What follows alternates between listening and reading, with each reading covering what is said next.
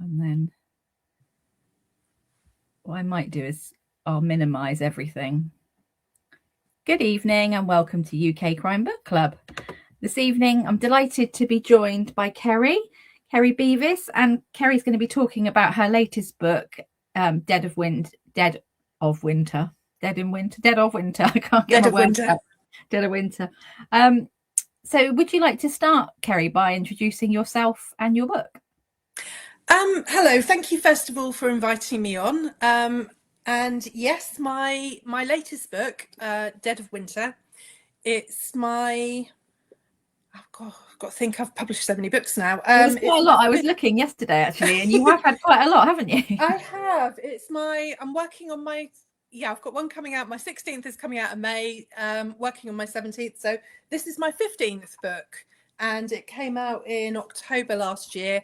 It's doing quite well at the moment. I was pleased to see when I popped on Amazon just before we came on. I think it was hovering a little outside the top 100 at the moment. So fingers crossed in the next couple of days it might go up there before it gets spring-like and nobody wants to read about Gothic mansions and snowstorms. Yeah, I think it's difficult, isn't it? Because I don't actually. I think winter is it's like Christmas. Once Christmas is over, I'm sort of like that. I can't do Christmas books until sort of next September, and I do start reading them quite early. But we are still talking sort of after Christmas. It's I'm sort of done really. So, but yeah, I think winter. I mean, we've got a little bit longer to go at the moment, haven't we? So I think you'll be fine for a while. Yes, it was snowing here at the weekend, so probably I did a post kind of, well, what's the weather like where you are? Read my book. Yeah. So should we sort of turn to the book? So would you like to sort of give us a brief sort of intro into the book, and just in your own words, your sort of take on it? Okay, so this one, it was actually my publisher's suggestion to write a Christmas book. And quite often she leaves me to my own devices. But with this one, she was like, do you fancy writing a Christmas book? And initially she'd come up with the idea, she was like, quite like the title, something like Silent Night. And I have to say that kind of set me on the path of thinking, oh, Silent Night, maybe a book that plays out over a night. Whereas most of my books, they tend to play out usually over a few weeks. And this was my first one where I think I've done it just literally covering 24 hours. Yeah. And I thought immediately, I set most of my books in Norfolk, where I come from. And immediately I thought, ooh, snowstorm, silent night. It's very quiet when it snows. And the idea of the story, I decided to go down the family dynamic, I'm a big Alfred Hitchcock fan, and a lot of my books are influenced by the movies that I grew up with. And this one, perhaps, if I was gonna, it's obviously the plot's not the same, but if I was going to compare it to anything which Hitchcock did, it would probably be my favorite, which is Rebecca. The kind of the big Gothic house. It's family dynamics. Sort of Rebecca.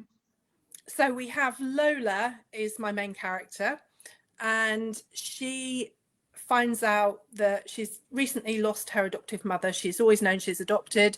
She's got no other family.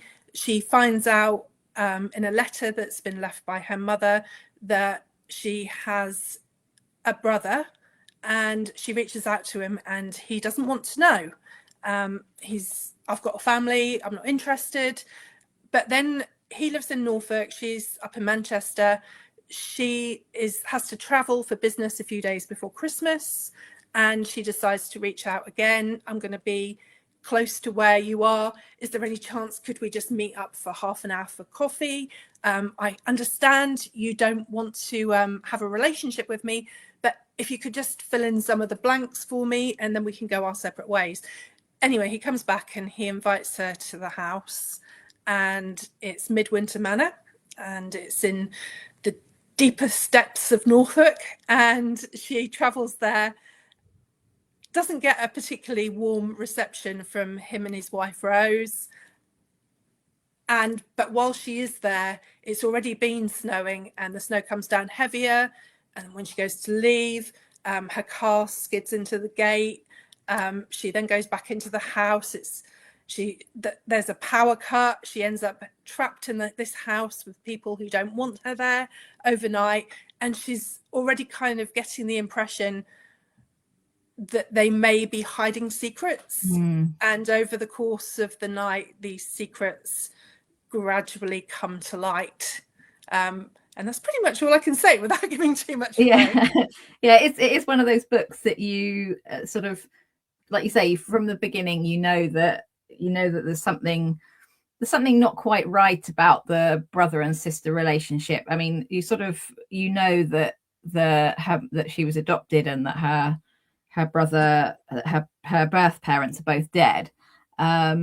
And it's sort of, it's not like Davina McCall's show, is it, where it's all like, oh yeah, they want to meet you. It was very much the opposite of that. It's like, yes, we really don't want you to be anywhere near us, and sort of spoiling our sort of life that we've got. And I think they sort of think she's a bit of a gold digger, don't they? They sort of think that she's there for the money, but actually that's not the truth. She just genuinely wants to know where she comes from and her sort of backstory, I guess. She does, yes. So she goes there, and as you say, they're very, very suspicious of why she's there, and they're getting the wrong end of the stick, but they've also got secrets they want to hide. And yes, there's certainly the dynamics. You've got Daniel, the brother, you've got Rose, his wife, who's very edgy. You've got Rose's brother, Jimmy, who lives with them as well.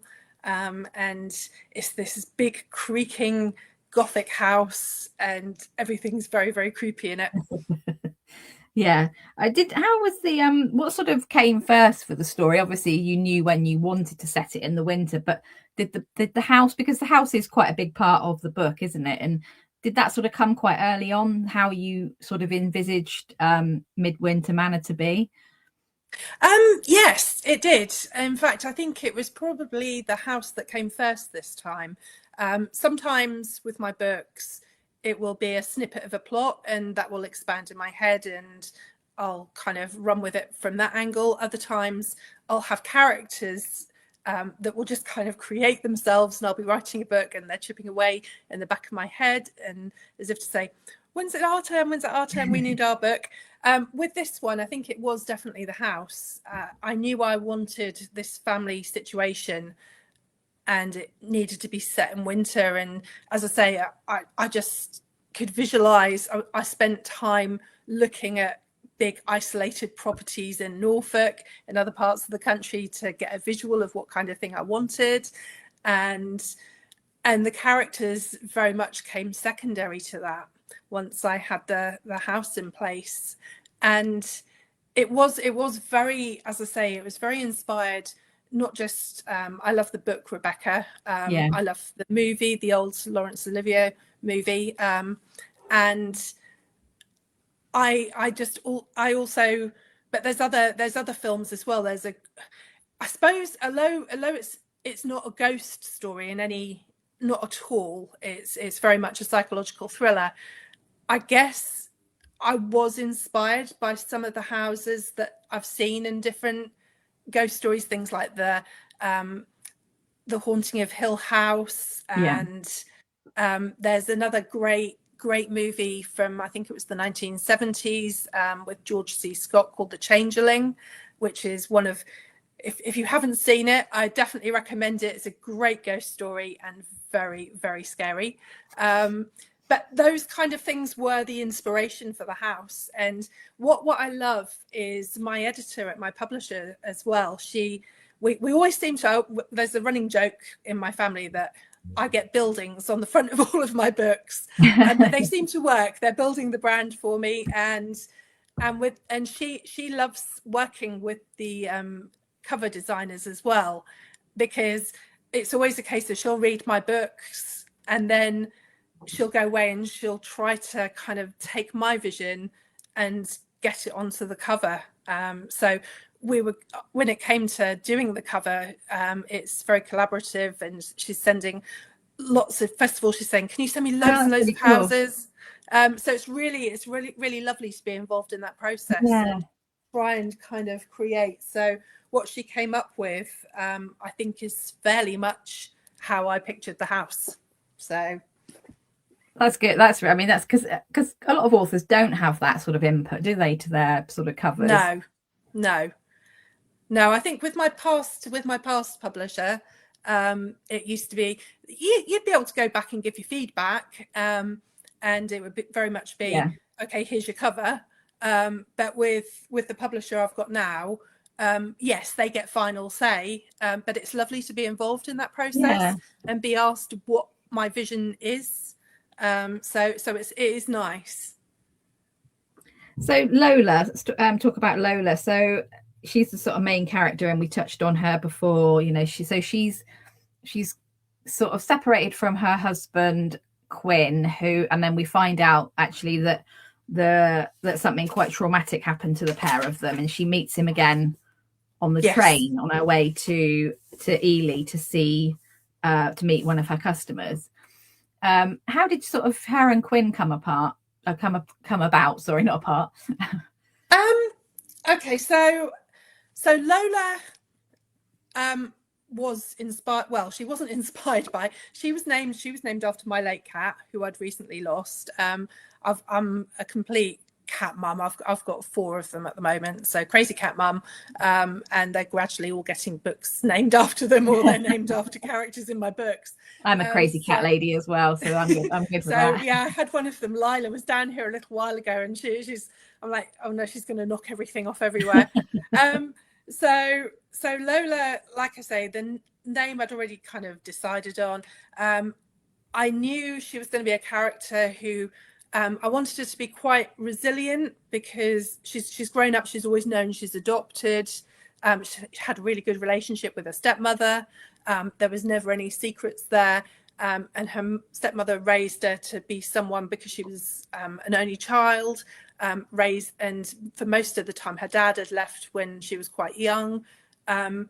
She wanted her to be quite resilient and to life, and she'd had, and I decided I'd introduce Quinn. I wanted him to be a nice steady presence. There's nothing negative about Quinn, and I think I needed a character like that. And it's no secret to the reader that he's not involved in anything that happens. He's just there in the background. She needed something that was good in her life, especially because I decided to make her quite a tragic character. And although she doesn't dwell on the fact that she's this tragic character, she has got this sadness in her past that does come to light in the story, and it is connected with her and Quinn. And so, as I say, he almost needed to be. They're both quite calm characters. I think they needed to be, and quite strong characters for what they went through. And it was very important to me as well that I didn't want Lola to be a character who arrived to meet her family and be one of these kind of simpering, kind of running around the building. Oh no, I need to escape. Kind of thing. She needed to. No, she is very calm, actually. Because what she goes through, she's got a bit of an inner monologue, hasn't she, of what she's thinking. Like you would, oh my God, what am I doing here? And I need to get out. But she's actually quite controlled and measured about that. She is. I wanted to try and make her as realistic as possible. So obviously, I'm not saying she's not scared of the situation she finds herself in or uneasy about it, but I wanted her to be one of these people who doesn't just immediately react and think, oh no, somebody needs to come and save me. Kind of, right, okay, I need to look at what this situation is, and I need to see what I can do to help myself in this situation, and also try and get to the bottom of what's going on as well.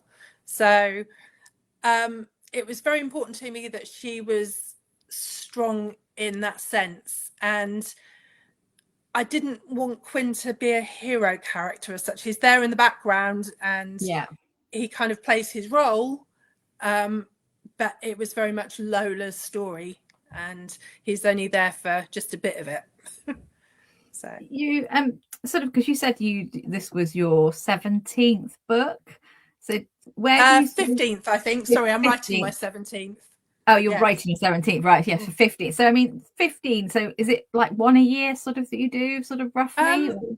2 a year at the moment. When I first signed with Boldwood Books, I initially they were really good with me. They were like, how many books do you think you can do? I was actually working part-time at the time. So I said, oh, maybe a book every 5 months. I quickly realized after a couple of books, oh, maybe I was a little bit ambitious there. So we went to a book every 8 months on the contract I'm on now. But I have actually since gone writing full-time. So now I've decided to go back to 2 books a year. I can comfortably do that. I need the time.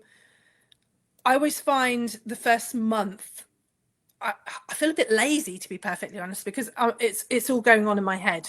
The story needs to come together, the characters need to come together, and it's mostly thinking. So I'm doing a lot of stuff like walking around the supermarket with a really blank look on my face, not seeing anyone who might wave to me. But it's very much in my head for that first month. I need to kind of live with the plot. I need to live with the characters, and then start writing. And I find writing the book probably takes about 3 to 4 months, and then you've still got that time at the end where you can kind of read through everything, make sure everything adds up. Or in my case, with the book that's coming out in May that I've just finished writing, I start writing it, get about 30,000 words in, think, oh, I'm really not feeling this, so I scrapped the whole lot. And then oh wow, that's quite a way in. It was. But I am a big believer that if something doesn't feel right, normally follow your gut instinct and scrap it. It's not the first time I've done that, and I've never regretted doing it either.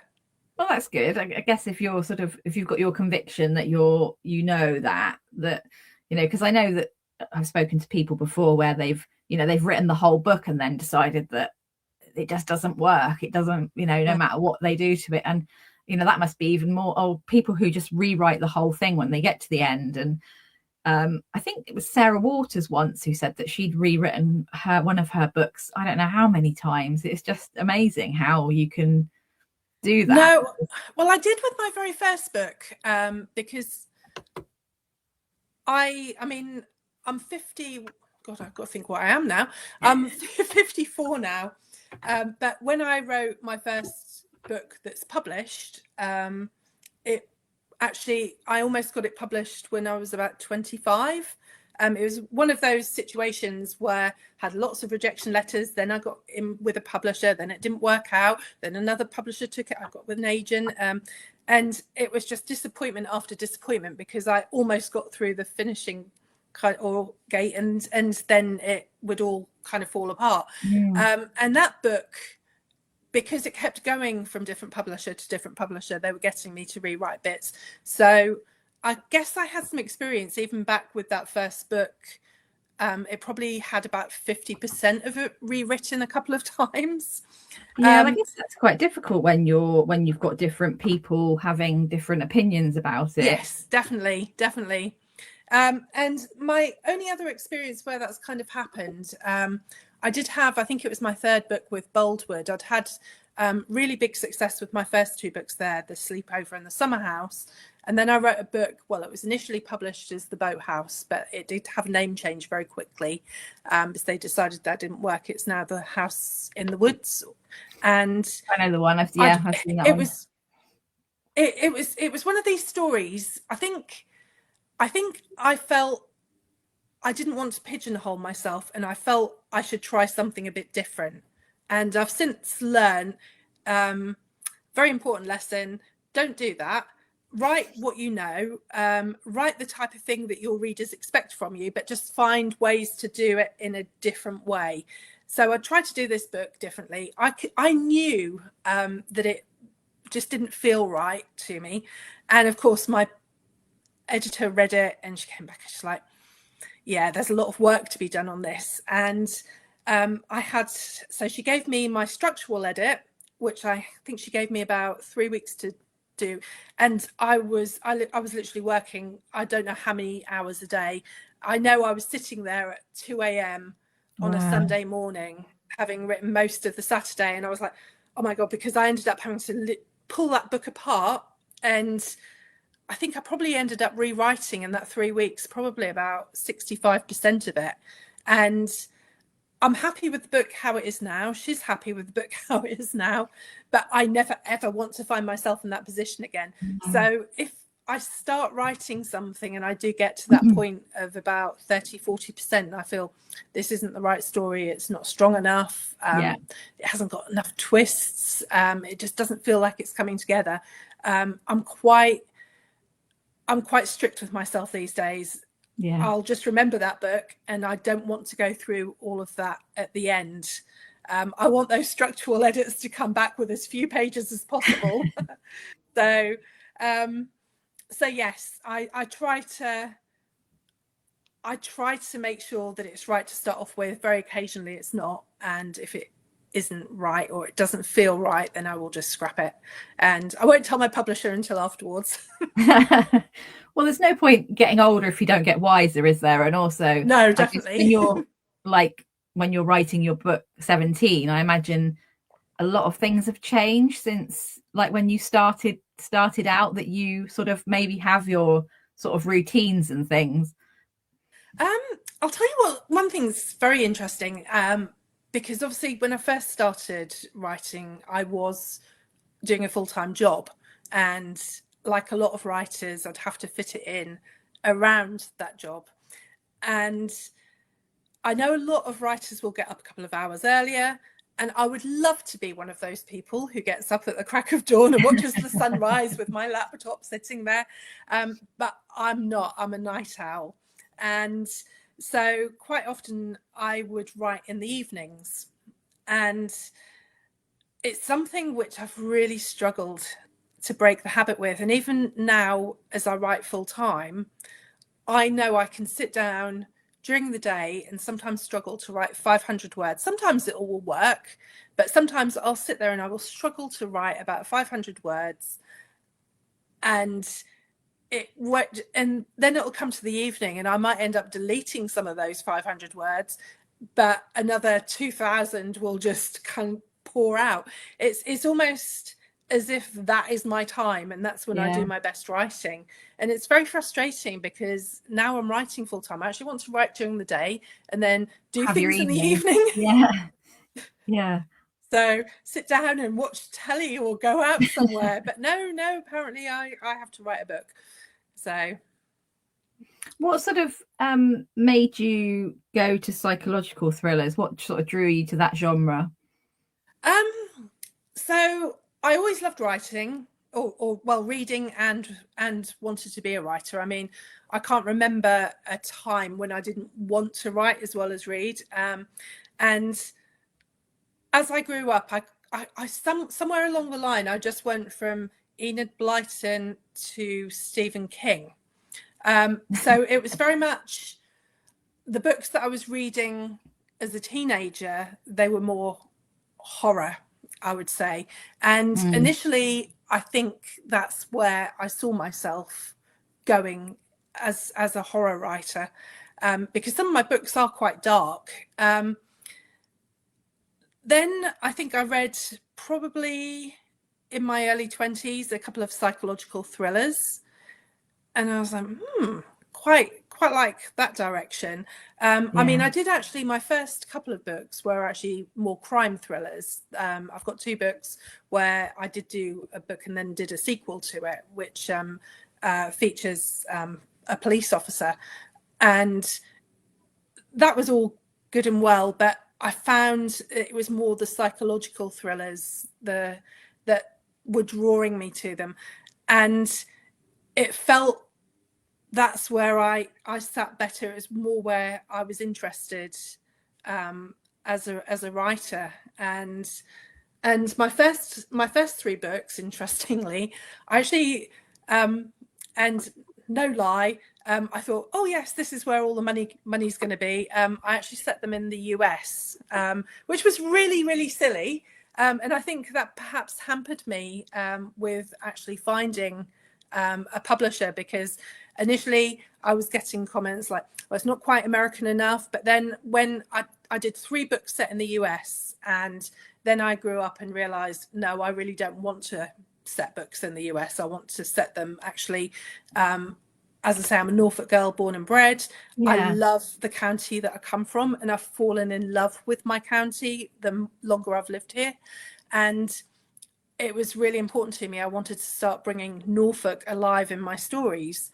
And so I switched. I'd started to build up an American audience with my first 3 books. And then I was like, no, actually, I want to write one in Norfolk. And there was this fear, are they going to actually come across with me? Or will I have to build up an audience from new? So I wrote Dying to Tell. That was my 4th book, set it in Norfolk. And I was very lucky. It was a really big hit for me.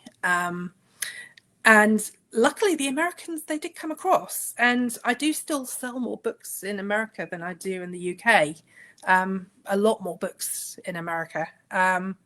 So I'm hoping that like some English. Of the UK readers learn about me tonight.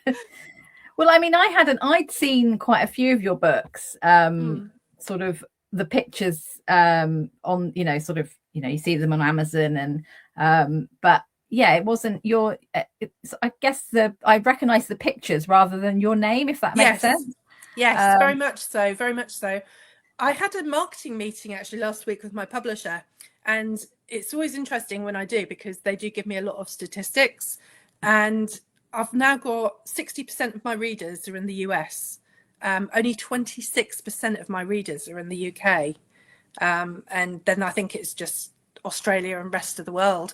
So, and that to me is just a bit bonkers, because they're set in Norfolk, most of them. And I think the more books that I write, the more I'm finding my English, very much my English voice. I think it's getting further and further actually away. And that's nothing against my overseas readers. I love you all, if any of you are listening. And I'm so grateful for the support. But I do find it crazy that I'm writing books set in this country, yet it's all of my foreign readers who want to read them, and not so much the UK. I mean, I have got readers in this country, don't get me wrong, but not as many as what I would think, considering that they're all set here now. Well, we have 30,000 members of this group, so hopefully there's some people who will watch this, and I'll put your details of your book in the chat in the group afterwards. So we definitely want to promote. We do have people from overseas as well who are in the group. So although we are called UK Crime Book Club, it's sort of we do have lots of people who sort of tune in and catch up on these chats. How do you sort of build the atmosphere in your book? Because there are this is Finn, by the way, everyone. They all know him from social media.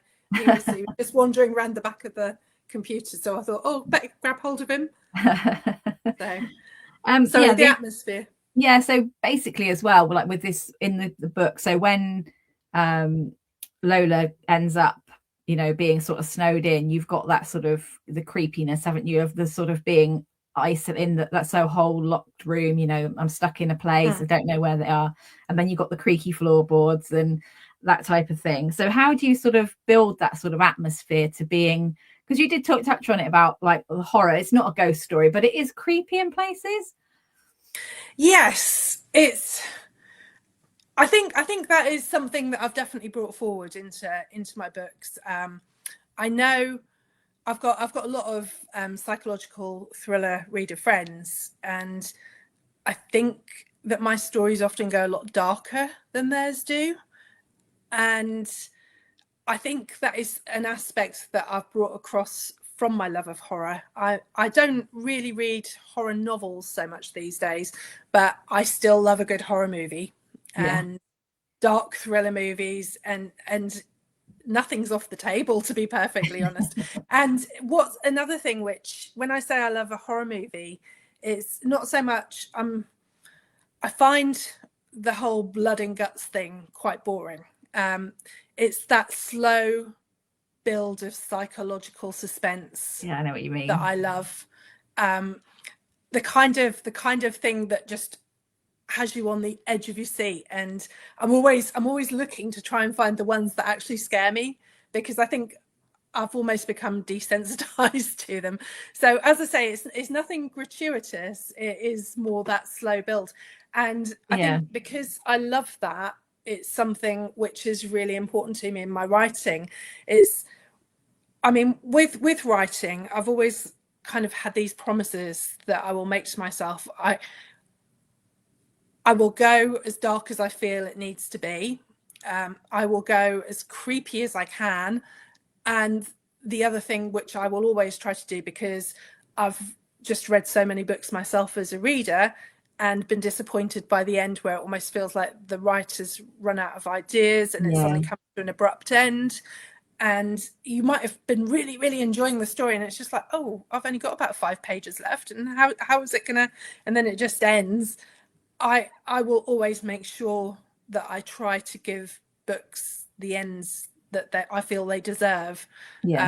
Readers might not necessarily agree with me or like them, but I will always do my best to try and do that for them.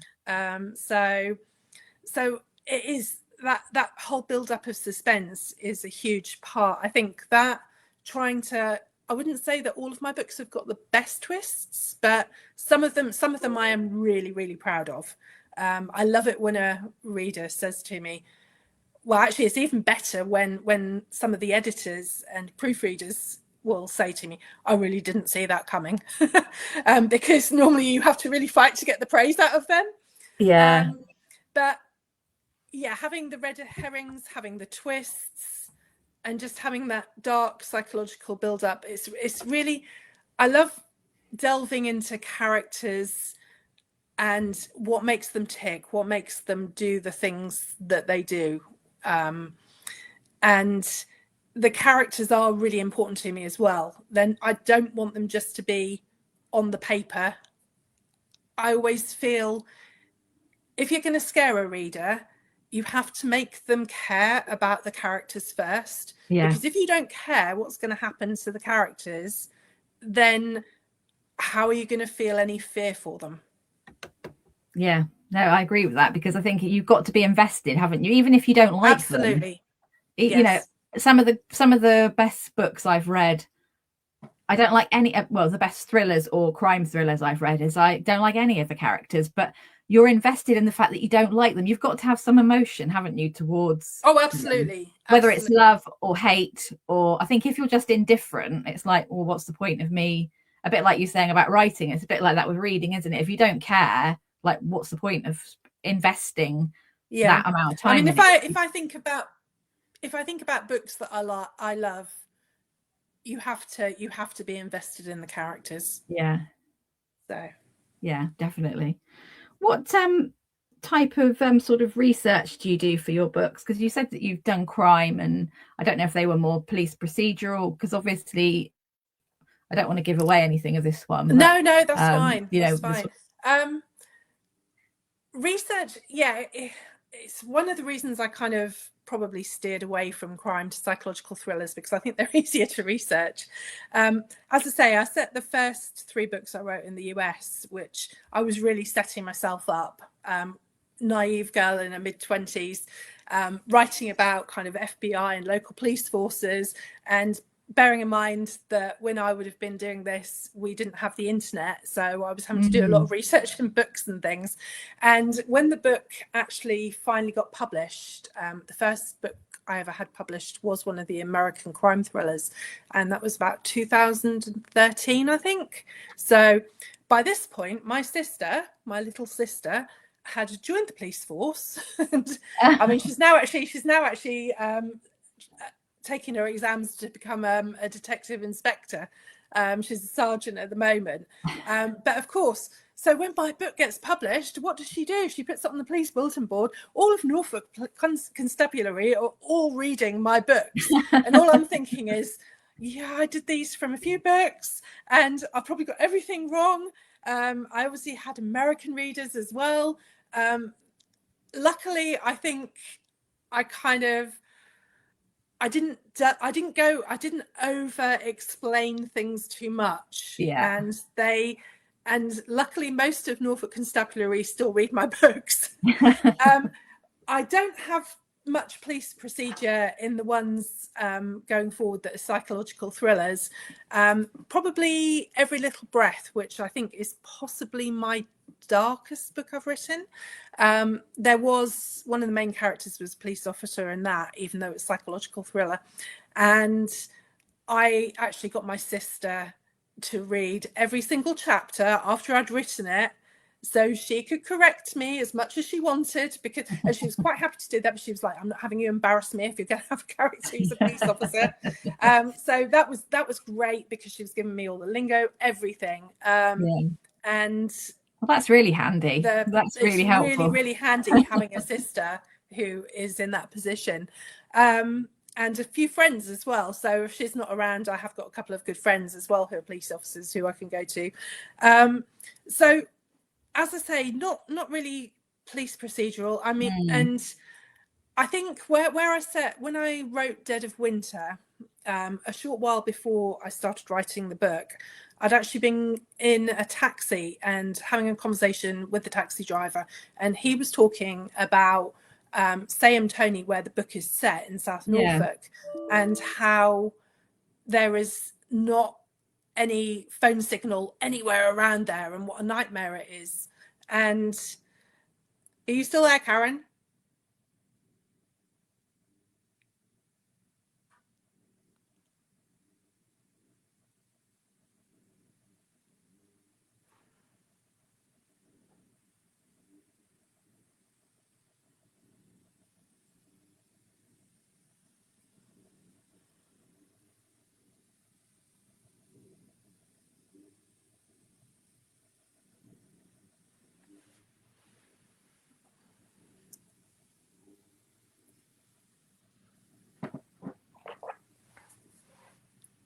I don't know if she's still there or not.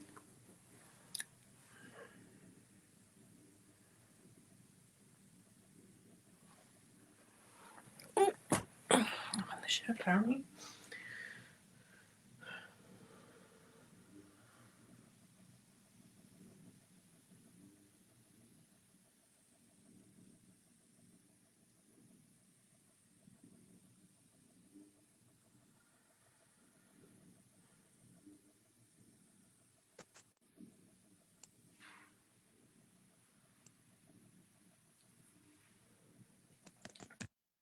Hello.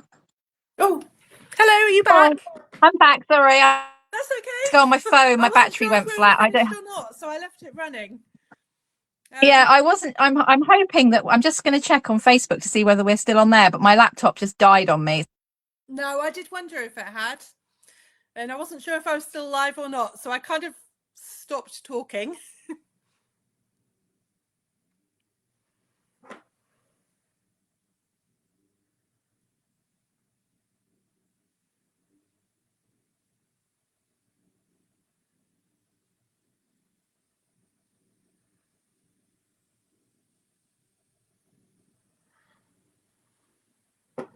No, she's gone. I don't know if everyone can see me or not.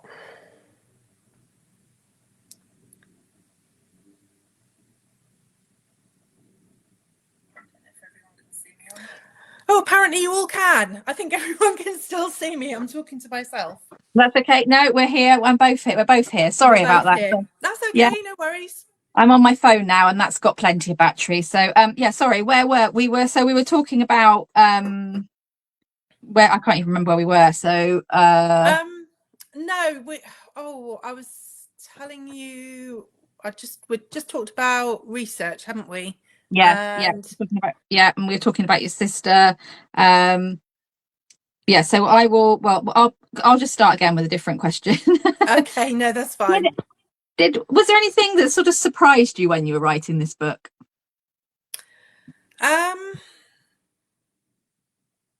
No, how easily I wrote it, I think.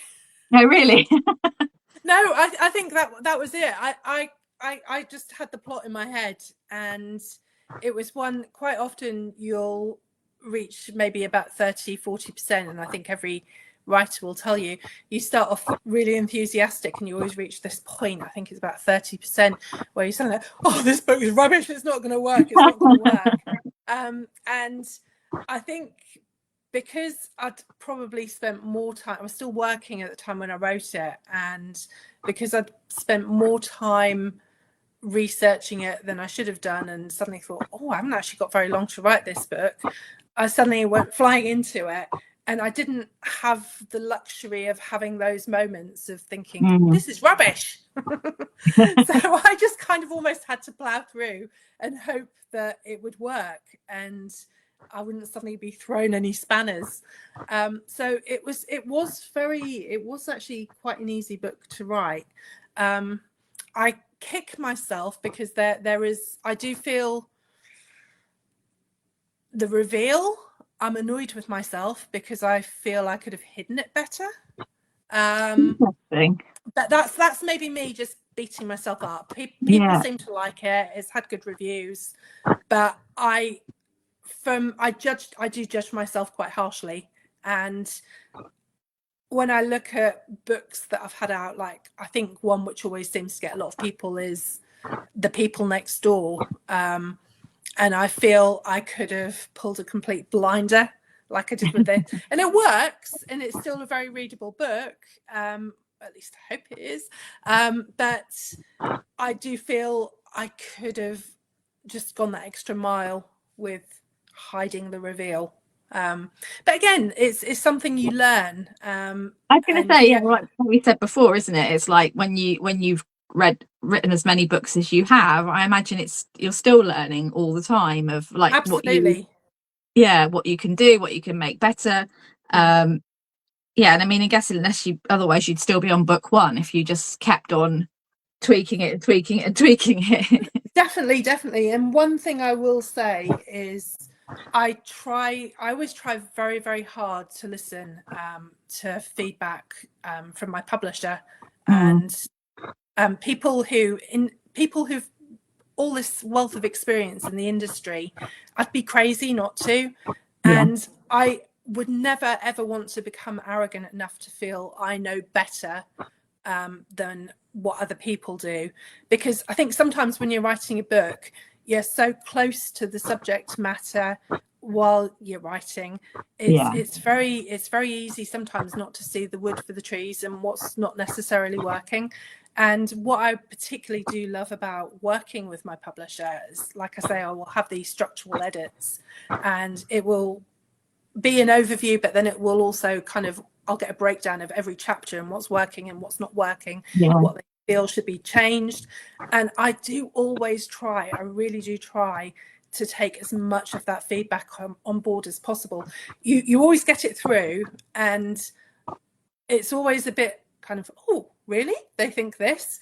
But what I've learned to do is not to react to it, and you kind of take it away, you read through it, you sit with it for 24 hours, and most of the time I can then see, okay, they've got a point there. And I think it's really important to me as a writer to continue to learn my craft and never become arrogant enough to think, oh, that's it, I know everything, I've written 17 books. No, I don't. And as I say, there is always ways. There's always a way to improve yourself and become a better writer. And I always want to do that. I always want to learn, even if I'm on book 30. Yeah, I think it is, isn't it? I think it's that criticism, whether it's generally is constructive, but it's quite difficult to take, isn't it, as well, when you've got that sort of in your mind of what you want your book to be like. Definitely. But as I say, I also feel it is really important to learn to take it on board. And it's too easy sometimes, I think, to just think, it's my book, my baby, I know best. I think there's been 2 times where I've pushed back against criticism, where I felt I did it, and both times I feel very confident that I made the right decision with it. But 9 times out of 10, I will always take that feedback on board. And try to understand where it's coming from and how it will be improving my books. That sounds like good advice. So what's next? Can you tell us about the sort of book 16 and 17 or anything? I can, yes. So we've got book 16 is coming out on the 22nd of May, and that is called 21 Willow Lane. It's another book set in Norfolk. It's set up in Blakeney on the North Norfolk coast. North Norfolk coast is one of my favourite places, so a lot of my books are set up in the sort of villages and towns up that way. It follows the story of, well, it follows, I've kind of got two protagonists in this one. I've got Camilla and I've got Hope. And Camilla's a newcomer to the village of Blakeney. She's recently moved up there after her divorce, and she's not been in the village long, and she becomes friends with Hope, who has lived there all of her life. And Hope's got a really tragic backstory. When she was 17, she was in the woods or Pretty Corner Woods, which are near Sheringham, with her two friends, and they were attacked by a man. One of her friends was murdered. One of her friends, her best friend, Natalie, disappeared and was never ever found. Hope blames herself for what happened that night. It's had a profound effect on her life. She's a bit of a hermit. She has never left the village of Blakeney. She's a complete loner. She doesn't want to sort of socialise with people. She feels judged. And but Camilla kind of works her way through her defences, and they become good friends. And Hope confides in Camilla that she thinks that the man who attacked them, who was never caught, that he is a local, and she never saw his face, and she's convinced that he is still there. And wow. And she's anyway, it kind of, then strange things kind of start happening, and that's about as much as I can say about that one. But yeah, so that is great. 21 Willow Lane. And the book that I am currently writing at the moment, which I've given it the working title, The Island. I don't know if that will stick. It's my publisher again. They actually said to me when we had dinner last year, they were, oh, how do you feel about setting a book in Crete, leaving Norfolk for a little while? So Crete is somewhere I've been on holiday quite a few times. And, nice. Okay, so it's actually going to be a winter destination thriller. It's going to be set in November, and what I have actually done, I actually, it was a fellow author who gave me the concept for this, because I was thinking, what can I do? And he suggested, why don't you take a rom-com plot and make it dark? And I'll just name drop him because he did give me the idea. AJ Carter. He suggested, why don't you do this? And he suggested, what about The Holiday, where you've got house swap? And I thought, okay, we could do a house swap. So we've got one character who lives in Crete, who goes to England, and the character from England who's over in Crete. And we are only following one character's story. The other character is only there in the background. But she's over in Crete, and she's staying in this lovely villa, but it's very deserted, which I think you think of somewhere like Crete, lovely holiday location, full of tourists. In the summer. But what happens when they're all gone home? And when I was last there in September, I was talking to some of the hotel staff and the restaurant owners, and they were saying that most of them, they kind of pack up at the end of October, and they'll go off on their holidays to different islands and so on and so forth for the winter. And so it really is a ghost town. And so I thought, okay, let's do this. So hopefully that lends itself quite nicely, doesn't it? Build up that creepy atmosphere. And I do think as well, when you take kind of an innocuous location, something that is supposed to be happy and supposed to be safe, and you suddenly take all of those safe things away, Yeah, quite often you can make them extra creepy. definitely. Oh, they both sound great. Thank you. I can look forward to. You have to come on and tell us more about them when they come out, because we always do love a new book on the group. Um, so just before we finish, have you got a favourite book? Do you have you got something that you sort of go back to? Have you read anything recently that you've enjoyed? Books by other authors. Yeah. Thrillers. Probably one that always sticks out from recent times that I really enjoyed. I really like Sharon Bolton as an author. Yeah. She's brilliant. I loved her Lacey Flint series. The first book in that was just phenomenal. Now You See Me. And I also love her book, The Pact, as well.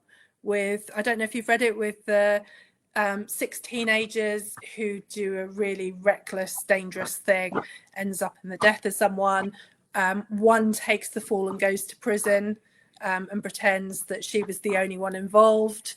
I don't know if I have read that one. That one sounds really good. Oh, it's so good. And then it kind of, the story picks up where she comes out of prison, and they've all said that kind of like they will all owe her a favour, and she comes back to collect the favours, and Nice. they've moved on and don't want to. So it's really, really good. But I think she's a phenomenal writer, and so good. And as an author, I look at some of her plots and I think, how did she come up with that? Yeah, no, I think I have read. I've definitely read some of hers, but not that one. So I might sort of check that one out. I always end up with a huge more to go on my book list when I finish this. Oh, it's been so good to talk to you, Keri. Thank you so much for joining us. And Dead of Winter is out now, and we've still got a few more months for you to enjoy. And I'm sure people would read it all the way through the year anyway, because it's a really great read. Keeps you sort of on your toes all the way through it, because you don't know what's going to happen, and I'm not going to tell you. So no, definitely. And I think it's still in Prime at the moment. It's going to come out of Prime. I'm fairly certain it's coming out of Prime next month. So I think it was at the moment you can still get it. If you've got a Prime account, you can get it for free. Yeah, and I think it's only 99p if it's on.